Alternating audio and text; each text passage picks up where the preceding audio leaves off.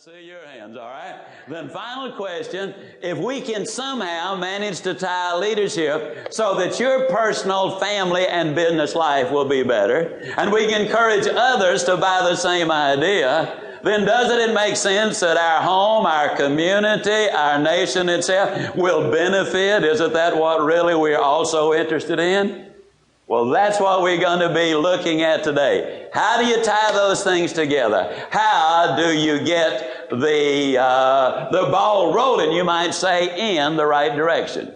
Now, about everything I'm going to be talking about today, directly or indirectly, relates to quality and productivity, because those are the things that will increase our standard of living. The only way we improve our economic situation is improve quality and productivity. That's the way we're going to do it. And so that's what indirectly everything we talk about is going to be aimed in that direction. I want to simply say this. This is going to require a lot of communication skills on all of our part, but specifically my part this morning. It's going to involve a lot of selling. I'm going to tell you I'll be selling during the entire presentation. Ideas.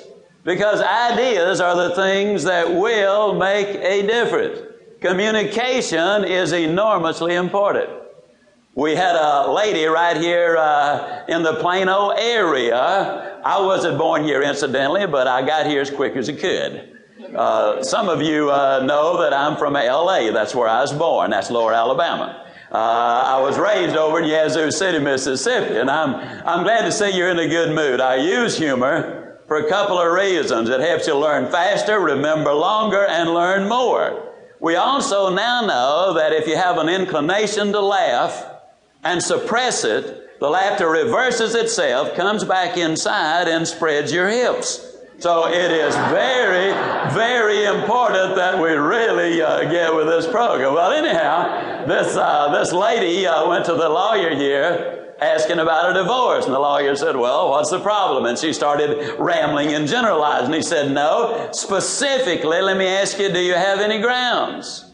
She said, well, yeah, as a matter of fact, we do. We got about 40 acres right out here on the north end of town. He said, no, it's not exactly what I'm getting at. He said, do you have any personal difficulties? She said, like what? And he said, well, for example, do you carry a grudge or do you have a grudge? She said, no, but we got a really neat little carport there on the side of the house. And he said, well, let me ask you a question. He said, does he ever beat you up? She said, oh, no. Said, I'm out of bed at least 30 minutes, hour and a half every day before he turns over. And he said, woman, said, let me ask you, do you accept any responsibility for the difficulty? And she said, what do you mean? He said, well, like, for example, do you ever wake up grouchy? She said, oh, no. Said, I'll let him get up on his own just whenever he will. And he said, well, now, why is it you want this divorce? And she said, well, the man just can't communicate. Now, you know, I believe that's a problem that a lot of people have. They simply cannot communicate. Now, I'm going to be telling a lot of stories.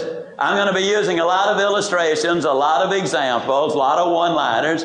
And I do it because some recent research, which was conducted up in North Carolina at the Center for Creative Leadership by Walter Ulmer, who is the head of it, the former commandant at West Point, they've discovered scientifically that values are best transmitted in an organization by the use of stories and parables. And so that's what I'll be doing throughout this presentation. In July of 1991, the redhead and I, now when I say the redhead, many of you know I'm talking about my wife. She's a decided redhead, meaning simply that one day she just decided that she was going to be a redhead. By her choice, when I'm talking about her, I always call her the redhead. When I'm talking to her, it's Sugar Baby, and her name is Jean. Well, in July of 1991, we were in Australia, New Zealand, doing a tour. We got into Sydney the night before I was to speak, 2 nights before I was to speak, actually. And as I checked in, the maitre d' heard me register. And so he came over and he said, Mr. Ziglar, it is so good to have you here. Man alive.